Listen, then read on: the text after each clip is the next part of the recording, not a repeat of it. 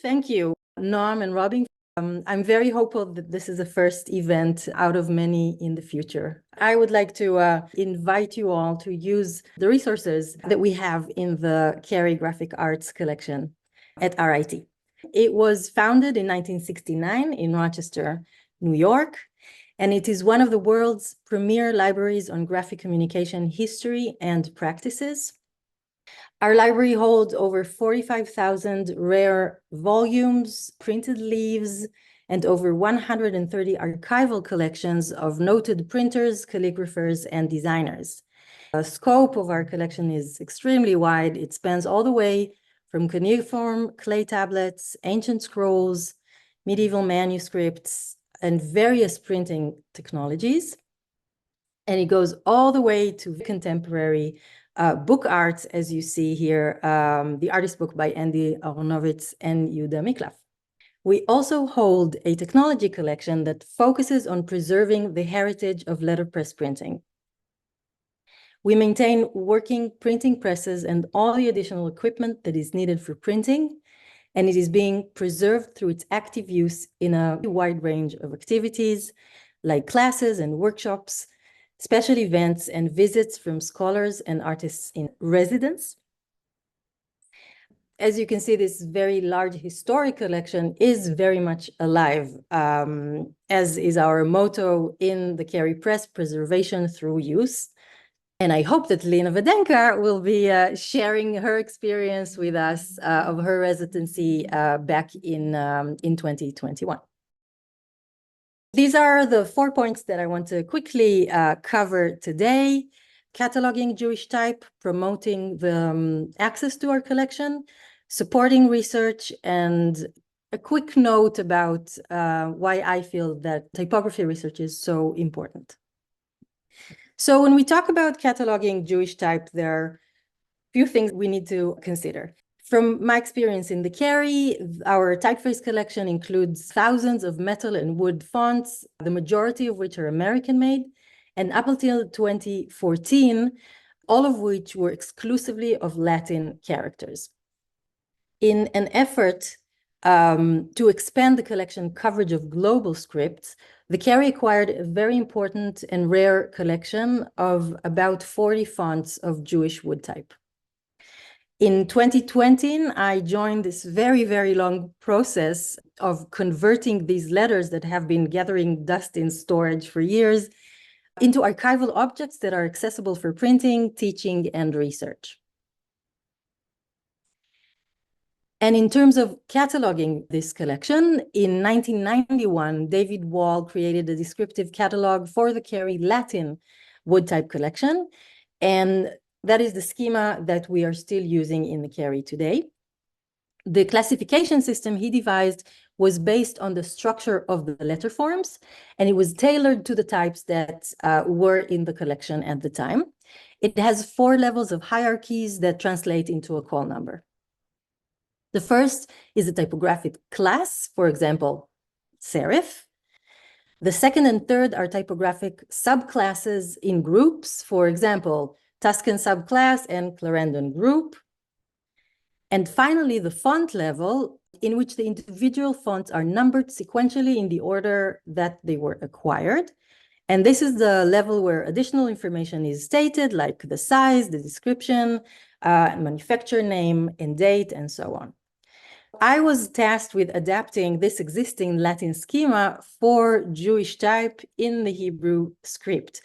And that was quite a challenge. Most of the features and information either doesn't exist for Hebrew or is just irrelevant. We can't really call these typefaces. The design or the designers are clearly absent.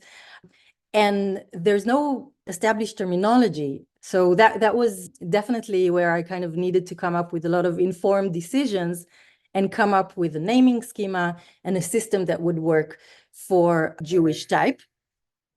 At the moment, I'm working on a publication of my methodology, and I'm hoping that this could be a useful tool for future cataloging type, Jewish type, any kind of realia, kind of help us maybe uniform and unify our resources. Moving forward to promoting the access to our collection. Following the cataloging process that I've just described, today we have a total of 4 different type collections. They're all wood type, and I'm currently developing the metal type collection. Each of these collections have its own finding aid that includes all the information that is available and how to access it, including a link to our digital collection that has images of the specimens, their type forms, as well as their printed proofs. So this is a PDF that anyone can download for free for any type of purpose. And these are especially exciting news to me when I hear back from designers and researchers that kind of share with me how these resources are actually meaningful and useful for them. And I hope that Jay Saper would be willing to share with you how he created vectors out of these images and created a new wood type for his press. The second action that we're involved in is conducting a lot of workshops at RIT. And these could be for students of RIT or visitors. If you are interested and you're around or you're willing to make the trip, we are very excited to host anyone who's willing to come in and use this collection in our press room. Next, I want to touch on how we can support typographic research. The first is the fact that we offer production services. So if you search our catalogs and you find anything that you need for your research, you can contact me and we can digitize those resources and send you the images, whether these are Jewish type specimens or archival documents. Whatever it is, the only thing I should mention is that you should be patient with us. It might take a while, but we are very happy to offer this kind of remote access to our rare collection. And the second thing that we are offering in terms of support is our summer research fellowship. So we are providing 2 summer research fellowships, which include funding for 1 month of focused study in the Cary collection. The fellowship is open to scholars engaged with subject areas that are covered by our library's holdings. The first one is the Cary Research Fellowship. It has to do with our general collection holdings. And the second one that we've just opened this year is the Stephen O. Sachs Endowed Research Fellowship, and it is devoted specifically to the research of letterpress printing. I'd like to kind of wrap up and share with you my recent discovery and why I feel so strongly about typographic research. And this includes another shout out. In September 2022, I attended Barbara Mann's seminar online called Peretz, Kafka, Chagall, a Jewish Modernist Triptych. And in one of our sessions, Barbara covered Chaim Nachman Bialik, the poet, writer, editor, translator, publisher, Israel's national poet. I assume he doesn't need any further introduction today. And she specifically talked about one of his poems, Lifnei Aron HaSfarim, before the bookcase. So this is a poem that he publishes in 1910. And this is the time where he lives and works in Odessa. He's co-founding the Moriah Press publishing house, and he's purchasing a printing press. He's going into printing. This is a very long poem, and it's describing Bialik's mental position. He's far from his Jewish origins and now has returned to the realm of his childhood and discovers traditional Judaism placed in a corner, humiliated and trampled. That's a very short quote that depicts this very well-researched poem in terms of Jewish literature. But when I am reading this poem with my typographic bias, a specific paragraph jumps out. Like strands of black pearls, their string cut. Your text column are for me, your pages have been widowed, and every single letter is orphaned onto itself. I'm able to think about our specific words that are also typographic terms. So when we talk about your pages have been widowed, a widow is a typographic term.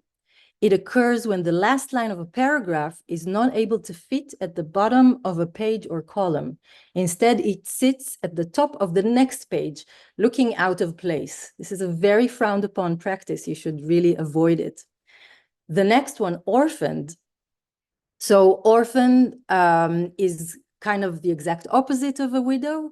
It's when the first line of a paragraph sits at the bottom of the page by itself. I've read about how Bialik is referring to himself being orphaned, and definitely a lot of interpretation that goes on. I wonder if we can look at it through this additional interpretation. Going back to the first line of this paragraph, like strands of black pearls, their string cut. String was used to wrap around a type form when it was moved from the composing stick to the galley. Here's a good depiction of this very, very fragile, delicate process. So you can see the string is wrapped around the form maybe 4 or 5 times. The loose end needs to be tucked behind the wrapped string in a very specific way in order to keep the binding tight and to ensure easy release when we're untying this form and starting to print it. So I investigate, and I found that the National Library of Israel actually holds Bialik's manuscript of this poem. And when I'm zooming into that specific paragraph, I'm also seeing that there was some iteration here. And nit'almenu dapechem was replaced by nitparda hachavila, translated to your bundle, package, parcel was separated. I wonder if this is a case where we can offer an additional interpretation, and this bundle or packet or parcel could be a printing form. This is a very open question. I'm by no means a literature researcher, but I am very excited to share this and hear from other scholars if you think there might be a case here. And if so, I strongly feel that this would be another case study that shows why is it so important for us to study typography and to understand the production methods of the literature, of the text, of the documentation that we are researching when we're researching Jewish print culture. To me, it feels like there's a whole other layer of information that is today so far removed from us, from our reality, that it's very, very difficult to understand unless you're actually practicing it. I do feel it is essential for our understanding today of those specific Jewish publications. On a final note, you've noticed how many people I've kind of mentioned today. I really do feel that it takes a shtetl. We are a community, and I think that the more we come together and share our resources and information, the greater we'll do. Thank you.